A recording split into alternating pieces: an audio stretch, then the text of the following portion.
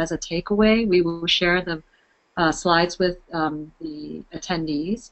So don't worry about not getting enough time to maybe go over all the slides in detail, but we just want to make sure we go over your questions. So we encourage you to ask questions. We encourage you to go ahead and bring up any issues you may want to be clarified. Even if we can't address it immediately, we'll try to get back to you when we can. So as a recap for the H-1B lottery, each fiscal year really is the next fiscal year. So as you see here, it says the H-1B cap for fiscal year 2017, which just happened this year. The U.S. government determines a fiscal year from October to October, and this year they received approximately 236,000 H-1B petitions in total, and those include those cap cases that fall within the U.S. master's degree cap. So it's basically 85,000 visa numbers that are available, with a carve-out of 20,000 for the U.S. master's cap, and then 65,000 for the general cap, minus whatever visas were used for the H-1B1 Singaporean category. So basically, this means that about 151,000 applicants are no longer eligible for H-1B status this year, or classification this year, because the overwhelming number of petitions received exceeded the available visa numbers that are assigned to each of the categories. So as David mentioned, this year is a bit tough for a lot of folks that are looking for the H-1B cap in order to remain in the U.S. and continue working. So what options do these applicants have? If we move to the next slide, I think we're going to go over some of the options. So, I mean, the easiest option, yeah, go ahead. Okay, so the first option obviously is kind of maybe not an option for many, but sometimes it is. Go home and refile again next year. There may be other scenarios whereby you can refile your petition if you're in a status in the United States, but the easy one is try again. Yes. Secure the next one is... Okay, go ahead. Barbara, you want to take that one? Right, no, yeah, sure. The H-1B is capped exempt. Again, like David said, it's not an option for everyone, but there are universities that do offer positions that would be considered what they call capped exempt. It's very specific requirements that the non-profit organization universities meet. So if you think that that may be an option for you, I would suggest checking in with the employer just to confirm, because it's kind of rare, and usually capped exempt employment is usually in an institution like a university or other organization that's affiliated with the university. Interestingly, there have been some new memos of recent vintage that cover the definition of affiliation in a cap exempt case. I believe that they haven't actually, they've been published but haven't been adopted yet by USCIS.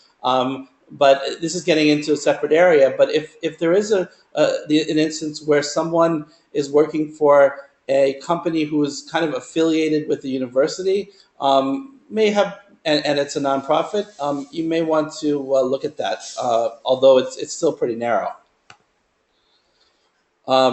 Returning to school. So of course, if someone is an F1, they can certainly return to school and obtain a new I-20 from their organization and continue to go to school while they await a second chance at an H-1B. Barbara? Sure. For STEM students, and that means science, technology, engineering, and math, F1 students who are currently on OPT, optional practical training, they can extend the OPT up to 24 months, or if they're already on a STEM OPT EAD, they have the option to extend for an additional 7 months. Now, the parameters for whether they qualify for that STEM OPT to start with is that they have to be working for what they call an E-Verify employer, which means that the employer must also be registered in the program where they coordinate with the Department of Homeland Security on verifying the work authorization of all their employees, not just the foreign nationals. So if you think you may qualify for that category or that option, you want to check in with the school and then also check in with your employer. Okay. Um, how about a B1 and B2? That's kind of a complicated one, isn't it? Because you really can't work under a B1 or a B2. Sometimes if someone wants to just sort of stay in the United States, you really have to have a very valid reason to stay after, if you're in F1, for example, and you want to extend to B2. B2 is a tourist visa. It allows you to stay in the United States as a tourist, but it really has to be as a tourist. So some people think, maybe can I get a B1 and or B2 and just kind of work and hope for the best. It's not a great solution. Sometimes people will though think about a B1, and that's one that sometimes is a more interesting solution. A B1 is a business visa.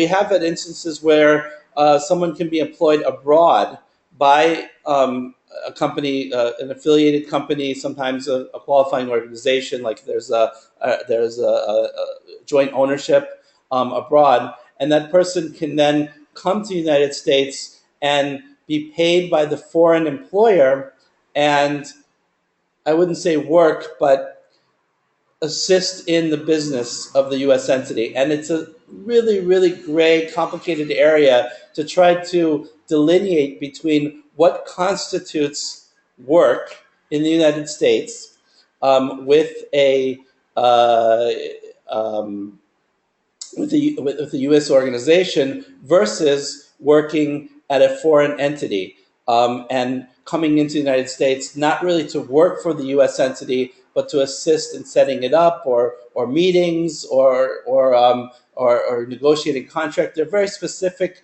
reasons one can go into in B1 and participate in a U.S. organization's activities, but they're pretty limited. And the U.S. embassies abroad are very cognizant of the issues that come up with respect to uh, people going into B1 when they're really trying to go around the H1B. Because obviously you have a lot of people that sort of want to work but can't, and they're thinking, well, how can I do this? So you have to be very, very careful, but it is a possibility.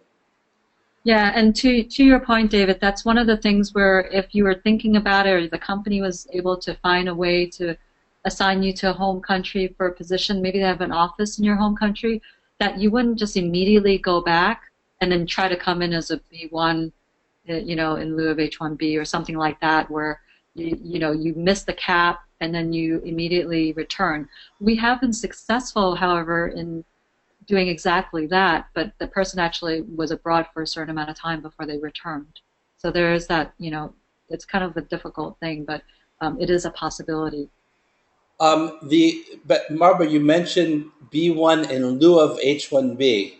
Do you want to expand on that or what that Yeah, means? we didn't list that on the list for the B1, B2, but I think what David was saying led me to believe that that may be a potential option you may want to consider, and that does require that you are working abroad. You're not being paid in the U.S. You otherwise qualify under the H-1B requirements, which means that you have a, a bachelor's degree or higher in a field of specialty that's directly related to the role that you would be assuming in the U.S. and that you're not being paid in the U.S. So, there's some criteria that you have to meet. I normally say that if there's a company office abroad that they can bring you to, that may be an option. Again, not to go immediately abroad and then try to come in immediately, but to spend some time abroad, to actually assume a role abroad and then come to the U.S. Normally, those visas are valid for less than a year. Sometimes it could be 6 months to a year, depending on the reason why they need you to come back to the U.S. The interesting thing about it, B1 in lieu of H1B, what that means in lieu of, it means like the U.S. consulate is accepting that the work actually performed in the U.S. could be H1B type work but not working for the U.S. entity, more working on behalf of the foreign employer for the U.S. entity. We have had some success with those, but it really depends on the consulate issuing the visa. Some consulates just don't like them. Some consulates are okay with them. So it's really important to explore these prior to explore the H1B1 and the venue where the person's going to obtain the B1 prior to actually applying for a B1 in lieu of H1B. The other thing that people do a lot, which is the J1 or an H3, and we're going to go into those in a bit more detail very shortly, but these are training visas, and these may be options depending on the situation. Generally, if someone is an F1, most of the times they cannot, although legally they can. Most organizations who issue J1s are not going to accept an application for someone who is an F1 and OPT to change to J1. It's very restrictive, but it's certainly technically a possibility. Most of the time, someone would want to return to their country and apply for a J1 after they've been returned to their country after the expiration of their F1. That may be a possibility, depending on whether they qualify. H3 is a bit more flexible, but the H3 category itself is very inflexible. So we're going to go into that in a bit. TN visas. So TN is for Canadian or Mexican national. Great option if you're Canadian or Mexican and you qualify. If you're from Singapore or Chile, H1B1, great option as well. But those are, again, limited to people from those countries. E-visa. So e-visa is certainly, again, a great option if you're a national of a treaty country and your company is at least 50% owned by the treaty country. So if you're Japanese and you're a Japanese national, and your company is a Japanese company, at least 50% Japanese, then and there's been an investment or a substantial trade between the U.S. and Japan, then of course an e-visa may be an option. Barbara, O1? Yes, the O1 category is reserved for individuals of extraordinary ability, and we actually are going to go into some degree of detail on that. Just remember that this category may not be a suitable one for recent college grads that may not have had a lot of, any production experience or anything along the lines that would put them in, like, say, the top 3% of their field. If they have, done a lot of, documentable type work to demonstrate that, they have been an individual that's qualified for the category. There's press and articles about them. Normally we look at the O1 as potential option for individuals that may not even qualify for H1B. For example, you don't need a degree to be an O1. So we're going to go into some more detail about the O's, and it's kind of broad in the sense that it's not limited to a specific field. So we have done O1s for individuals with PhDs, and we've also done O1s for performers. And the category is really broad in that sense, but the individuals must also meet the minimum requirements, which is they are individuals of extraordinary ability, and there's very specific criteria that we'll go into. If you're married to someone who has a visa, for example, if you're married to someone who has an H1B, then you can get an H4. If you're married to someone with an E visa, you can get an E visa or an L visa and actually work. So it's something just to look at and know about. And then obviously working abroad for your employer kind of goes back to returning to the home country and file again. But if you do work abroad for your employer, if it's a U.S. employer and there's an actual relationship abroad, maybe later other visas, for example, the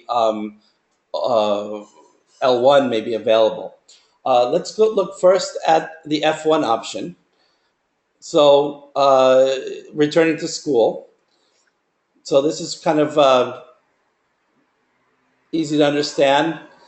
To be an F1 student, you have to be enrolled as a full-time student. You have to speak English. or be taking courses leading to English proficiency. You have to have money. You have to have a residence abroad, and you're not allowed to work except on campus. But there are certain people that have OPT that can actually extend their OPT for up to 24 months. Um, Barbara, do you want to talk about that briefly? Yeah, sure. As you mentioned already, the STEM option is limited and broad at the same time because there are enumerated categories that, if you study a certain science field, technology, engineering, and math, you may be eligible for the 24-month extension. Now, there are some little changes that are going on with this category. For example, right now, the U.S. government has increased the time period for which you can gain STEM OPTAD to 24 months. So it's for a benefit that they have actually increased it. And then if you look here in the slide, we mentioned some of the other benefits. For example, now you get an additional 60 days of period of unemployment. So sometimes it's difficult to find a job right after college, or if you don't have a job lined up. So there may be some gaps, even though you have an employment authorization document. Be aware that you're able to actually have a certain number of days where you may not be working, even though you have a STEM OPTEAD approved, and things like that. So that's something to remember. They also added additional requirements. So if you see here, we mentioned the Form I-983. That's a new document that the government will need in order to approve the STEM OPTAD, and that's a training plan. Basically, the U.S. government is trying to tie in the degree and the academic study of the foreign student to the actual work that he or she will be doing while they're in the U.S. using their employment authorization. Before, they say that was a requirement, but now they want some proof. Now, remember that document doesn't have to be submitted with the employment authorization application, but it will be required in order for the university designated school official to issue the I-20 form that you'll need in order to apply for the EAD. So there's a connection between that. If you have this issue, I think the best place to find information is probably talking to the school. Their officers, the international Barbara, student advisors. Yeah. just as a reminder, if someone has the possibility of obtaining a STEM OPT extension, the employer must be enrolled in E-Verify. I know that you said that Yeah. earlier, but I just wanted to emphasize that. Very important. Yeah. Yeah. Mhm. Absolutely. If you jump to the next slide, David, you'll see a little bit of information there on the 7-month extension. And this is applicable for individuals that already have a STEM OPTEAD, that beginning on May 10th, they would be able, and they have to file between May 10th and August 8th, 2016, to apply for what they call an additional 7-month extension of their current STEM OPTAD. As David mentioned, you have to actually be working for an E-Verify employer, and you have to have at least 150 days remaining on your current EAD at the time the STEM OPTEAD extension is filed. So there are some caveats to this, but you can actually work while the EAD card is pending. So that this is kind of a good option for individuals that may be looking down the line and say, hey, I'm going to need some more time to see if my employer can refile or file, or not refile, but file an H-1B CAP petition again for next year, and they cannot file it till April 1st of 2017. So if I can get this additional 7 months, it'll put me in a good position to enable them to do that. Exactly, and that's a really positive. Of course, there's some restrictions to obtaining this new extension, the training program and applications and so forth. But it's really taking into consideration the fact that the U.S. is trying to help people stay here pending, at least trying to get into that H-1B category. So I think that's a nice thing that they did. I'd like to go back to the B1, B2. We talked about that a bit, so let's just go over it quickly. Temporary visitors, temporary business, not employment. For B1, again, if you're conducting business activities in the U.S., you cannot freelance and you can't have independent contract work. B2, is again for those who will be temporarily entering the U.S. for reasons other than business. Again, just be very careful about how you define work under the B1 visa. Uh, and please consult with an attorney if you're sort of tried for the H1B and didn't make it and then are applying for a B1. There are very sticky cases, but possible just as an option.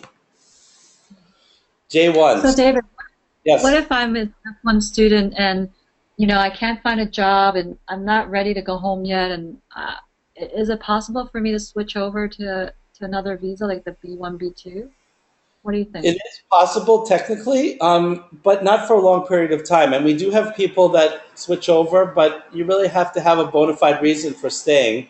And it's not because you want to work, it has to be because maybe you want to wrap up something in the United States, you want to stay because you have some specific activity. You could change to a B1, I guess. Generally, it depends. Personally, I don't do a lot of these because I find that they're a bit difficult to navigate, and USCIS is scrutinizing these at a higher level, but it is possible. Okay, thank you. Okay, all right. So J1s, basically with the J1, um, the first thing is that normally, as I said earlier, if someone's in OPT, they're probably not going to be able to apply for a J1 unless they return to their home country.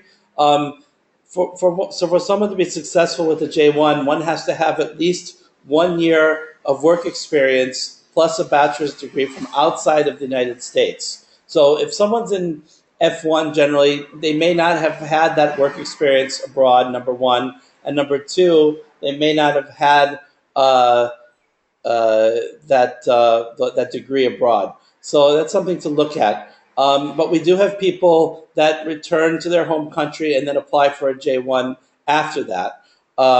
And basically, there's a lot of regulations that we really don't have time to go into. But suffice to say, it's a training program. There has to be cultural knowledge and skills. And it has to be some sort of training that's acceptable under the organization that is approving the training. For example, marketing, finance, accounting, some sort of research, that kind of thing. Yeah, it's limited to certain categories. And then within the J1 category, there are trainees, interns, research scholars, students, au pairs, specialists, etc. So it's something that you certainly if you could look at, and we've done quite a few of them for people in this situation. But it does have to be training; it's not work. Um, there's academic training. Oh, go ahead, Barbara. Did you want to Well, yeah, this is jump sort in? of related to what David was saying, except as you can tell, the J1 category is so broad because you can actually be a J1 university student as well. So there is that academic training option. J1s can actually get employment authorization as long as it's related to their occupation or academic curriculum. So I've seen a lot of individuals in J get work authorization for about an 18-month period, and then for postdocs, they do get a 36-month maximum. So if you're in that position and this is an option, that may be beneficial because with the longer duration of academic training you can have under J, you can actually have multiple tries at the H-1B. Exactly. And so this is another way, something you could do to sort of extend your time in the United States. The H3 visa. Now, we do quite a few H3 visas for companies that have um, training that's not on the job, OJT training. Um, the interesting thing about the H3 is that we do have instances where we apply for someone who is on OPT, finishing their OTP and OPT, and then changing over to the H3 category. What you have to remember about the H3 category is that the trainees normally cannot engage in productive employment. It really has to be training, and it has to resemble classroom type instruction. So there has to be an element where someone would sit and teach the trainee about the job, and not just say, do this with this, see the same thing as someone working next to you and learn that way. Um, the other big criteria that becomes an issue often is whatever the training is, it can't be a training, the type of training that's available in the trainee's home country. So you have to prove to the USCIS that the type of training that the person will be receiving is training that is particular to the United States. And finally, the purpose of the training program has to prepare the person for a career outside the United States. So sometimes if the company has a subsidiary abroad, you can say that the person would be working abroad after the training, which would be a very viable solution. If the company does not, it may be more difficult because it becomes a bit more amorphous. 2-year visas. If you stay for 2 years, you have to spend 6 months abroad. If you stay for less than 2 years in H3, you don't. Um, it is difficult, as we wrote here, after not being selected for the H-1B lottery, it is difficult because the USCIS obviously looks to see if someone's applied and applies a higher level of scrutiny because, like the B1 I mentioned earlier, they know that a lot of people in this year, I think we were talking about 151,000 people, wanted to get H-1Bs, had sponsors for H-1Bs, and were not selected. So TN, David, what about a situation if there's no job for the person abroad, but you want to bring them here as a trainee because you want them here, but you haven't really set up anything abroad? Would that cause any red flags to come up for the USCIS? it could, Okay. because essentially um, the USCIS is looking to see that that person, when completing their H3 program, would be able to use those skills abroad. So if there's not a specific plan, if they've received like a letter from an unaffiliated company saying that they would hire them, that may be sufficient. But just saying, I'd like to work doing this abroad after I finish the H3 may not be sufficient indeed. Before we go to the TN, I do have a couple of questions. The one question is, if I leave for a year to work for another branch of my company, I would be eligible for L1 after a year. Is it possible to apply for an L1 and H1B at the same time? So the L1 we're not really going to go into today, but yes, I mean, if you work for 1 year abroad, it would be technically possible to obtain an L1. It would depend, of course, on what the person is doing in L1 in abroad, whether they're managerial or have specialized knowledge. Would that be able to be acquired in 1 year? And then secondly, you could apply concurrently for an H-1B and an L1. It's not a problem. Okay. Okay. So let's go to the next question. The next slide. TN visas. Barbara, would you like to talk briefly about TN Sure, visas? absolutely. Yeah. So as David mentioned, with some categories, they're very specific to individuals who are citizens of certain countries. So the TN is one of them. They're reserved for individuals who are citizens of Canada and Mexico. Normally, you need to take a look at the index of professions that are based on the North America Free Trade Agreement between Canada, the U.S., and Mexico to determine whether or not the individual would qualify under the TN category. It's very specific, so the categories are limited. But most of the time, if you qualify for H-1B, you most likely potentially could qualify for the TN. You have to be working for a U.S. employer as a professional. It could be part-time. So there is some limitations as to the TN. If you go to the next slide, David, the TN category, in terms of qualifying professionals, we provided you with a link where you can check the requirements for each category. The Canadians, the benefit of being a Canadian is that you don't necessarily need a visa. You can apply directly at the border. So as an F1 student, if you're a Canadian, you can go back to Canada, apply for readmission under the TN if you qualify, and then get a TN for 3 years. For Mexican citizens, they do have to apply at the embassy or consulate. They will get a visa in their passport, and then they will be able to proceed with getting the visa and entering the U.S. in TN status. As I mentioned, the initial period of stay is 3 years, but you can renew, the employer can renew the TN as long as the employment continues to be qualifying under the TN category. One thing to remember about TNs is it's not a long-term visa, but it does give you that flexibility in staying for 3 years. And if you're thinking long-term, then your employer can potentially still sponsor you for an H-1B next year. So, the TN can be a bridge, it can be a gap filler for individuals that qualify. So that's very helpful for citizens of Mexico and Canada.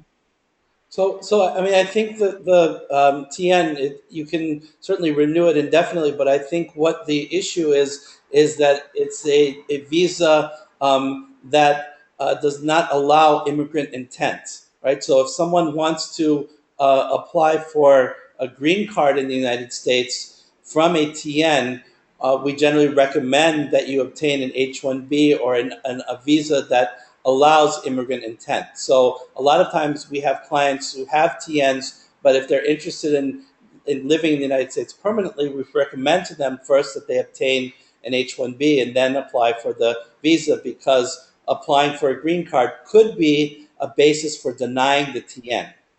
So we do recommend that. Yes. On the other hand, again, I can't emphasize more. It's for me. I love to do TNs because they're quick. They're relatively inexpensive compared to an H-1B. I mean, an H-1B with attorney's fees and filing fees, etc., costs in excess of $5,000 in most cases. A TN costs probably, even with attorney's fee, costs less than half of that. So, and there's no salary requirement. It's just they have to obviously qualify under the list of qualifying professions. So the first thing to do is, if someone is Canadian or Mexican, check out that list and see if you qualify. But I highly recommend it as an option in lieu of the H-1B. Mm-hmm. Um, we'll go through this one quickly. Obviously, for those who are not Chilean and Singaporean, doesn't qualify to you, but it's a great visa to have in the event that you are from one of those countries, because basically you can obtain an H-1B. The same rules basically apply, unless and apply directly at a U.S. embassy if you are from one of those countries and you have an H-1B type job.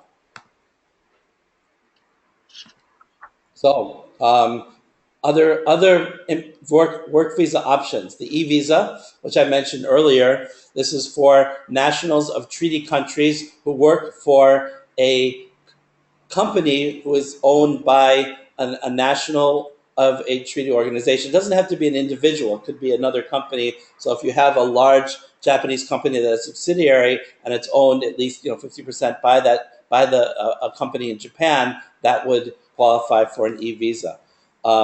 So again, this is for nationals of a treaty country who are trading substantial trade in the U.S. or substantial investors. And they have to be coming to the U.S. to usually direct the investment, or as a manager, or sometimes as someone who has essential skills.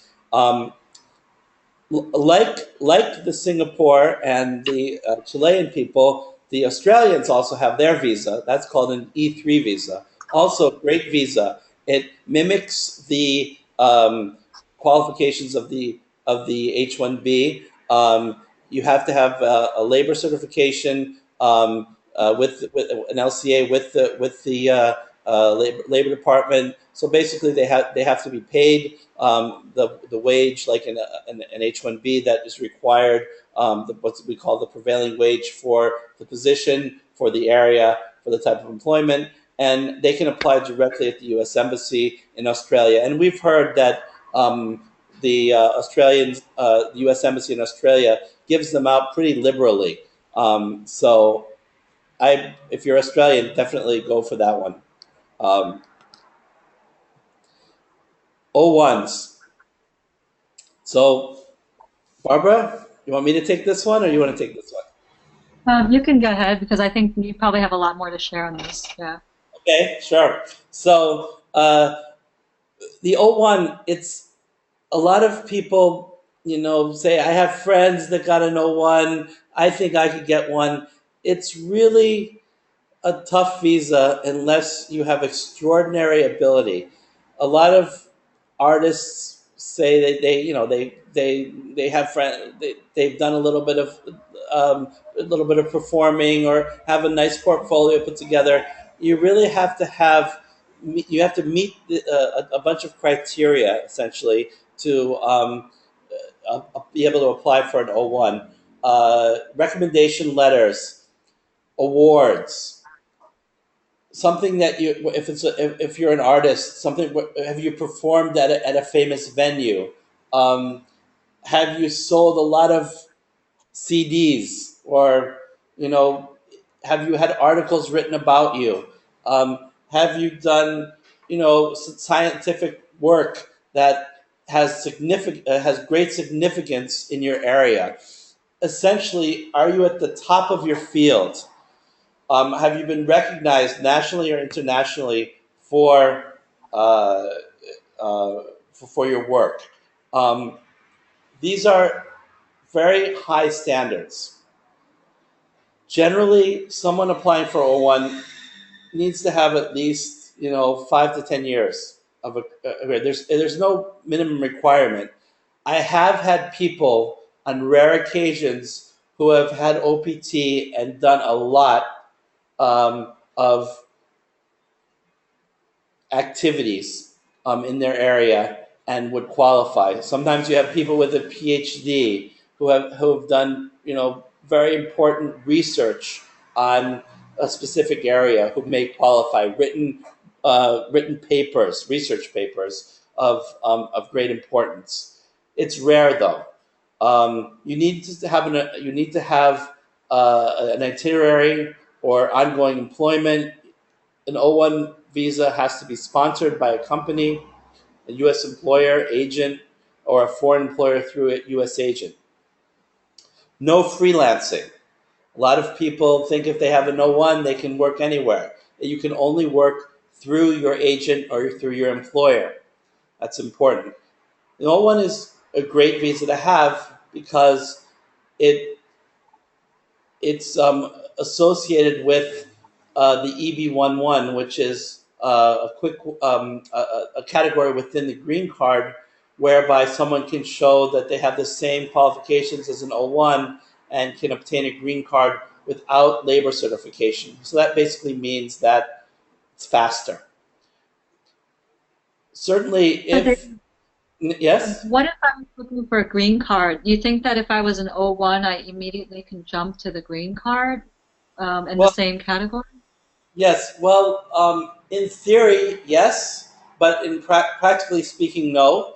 Why do I say that? Because in theory, the law is essentially the same for the O1 and for the EB-11, but the actual adjudication standards by USCIS are quite different.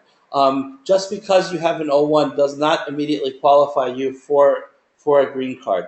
It is extremely important to understand. You need to give some time.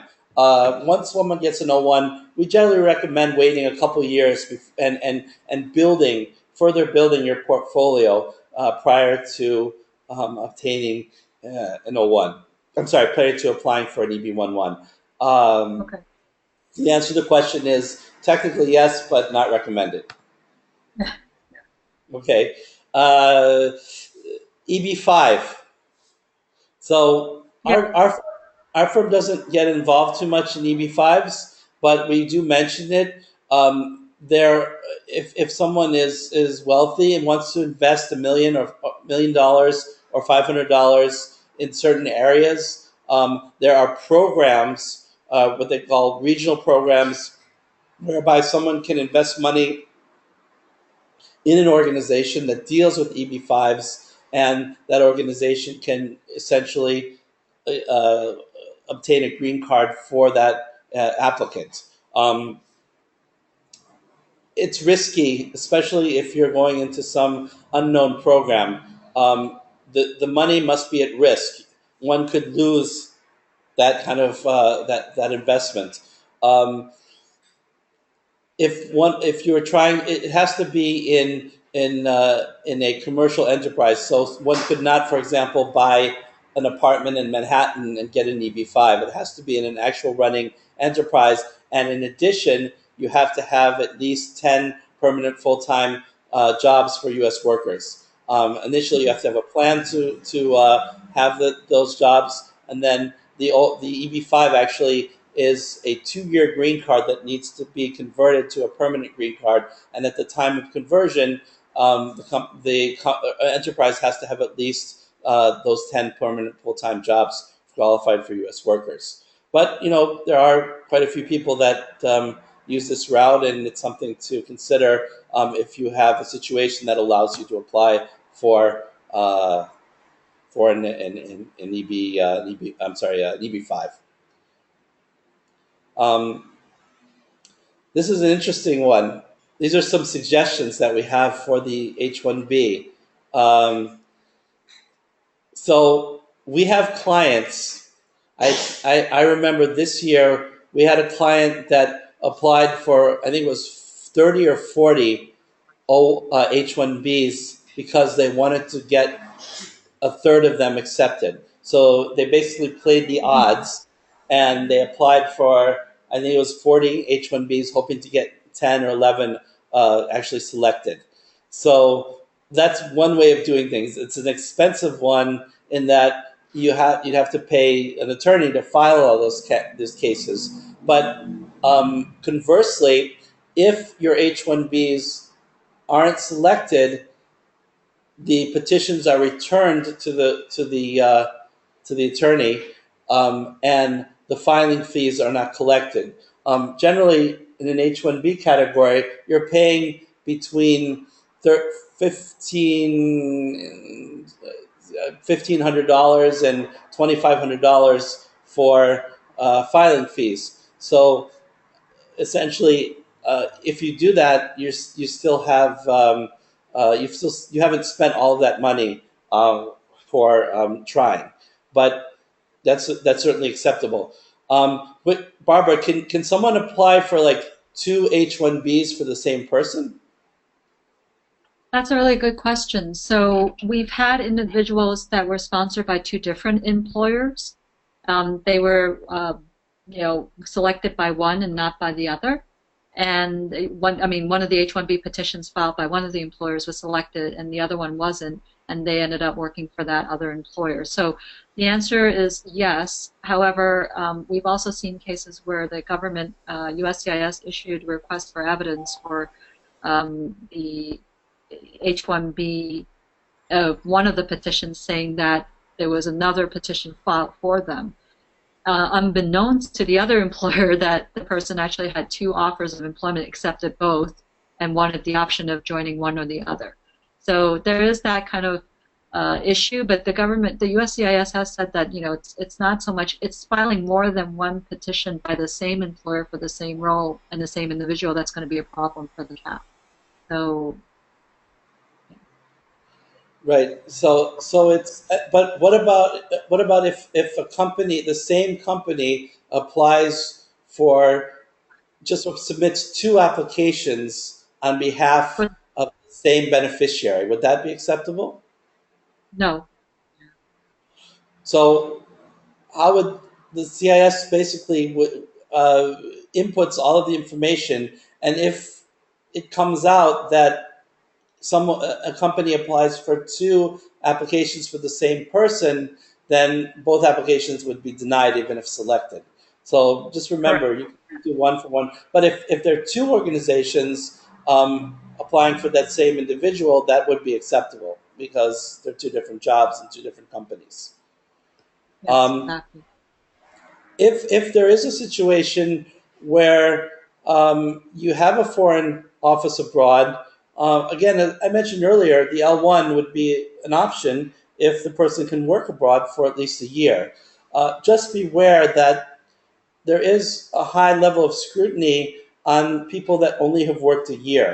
The legal requirement to work for to obtain an L1 is that someone have worked in a managerial or specialized knowledge capacity for at least one out of the past 3 years in an organization that has what's called a qualifying relationship with the U.S. entity.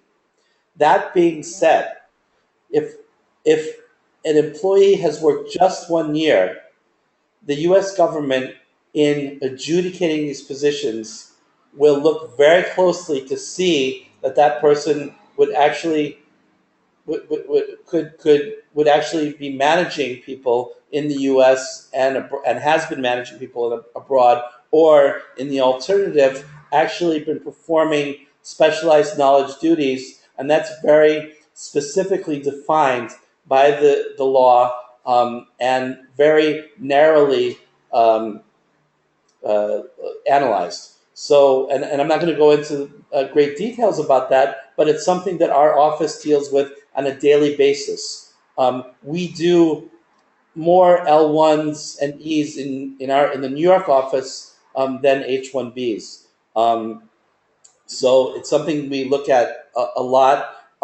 And if we have a situation whereby someone works just for 1 year, we really need to look at that case carefully to find out if that employee would actually qualify. They're not easy cases. That being So said, it's David, not. Yeah. Mhm. yeah, what do you think about, say someone's pretty entrepreneurial, they didn't get selected for the H-1B, they have a possible opportunity to join someone's company abroad.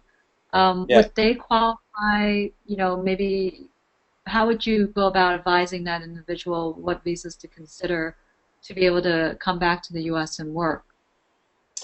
Would an Well, L1 be recommended or it E? depends on the type of. First of all, does the company have an affiliate in the United States? If yes, is it a treaty company? Is the person working there from the same country as the employer abroad? So maybe you look at an E for that.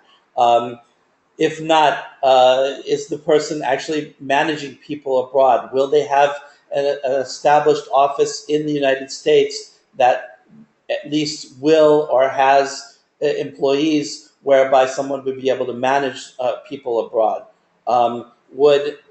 Would the person be doing something that has contains specialized knowledge? For instance, developing a special computer program. Um, a number of things. It could be anything really, but it has to be specific knowledge only that can only be acquired by working at that company for at least 1 year. You have to prove that. If all fails, maybe wait a year again and try for an H-1B. So Got they're usually those three that we look at. it. That's Okay. great. Yeah. I do have a question, which I'll read out. Someone is asking, this is sort of a bit off topic, but let's take it anyway. Is it harder to apply for an EB2, EB3 from an F1? In other words, is it recommended to apply for an EB2, EB3 from a dual intent visa such as L1 or H1B? Barbara, what do you think about that one?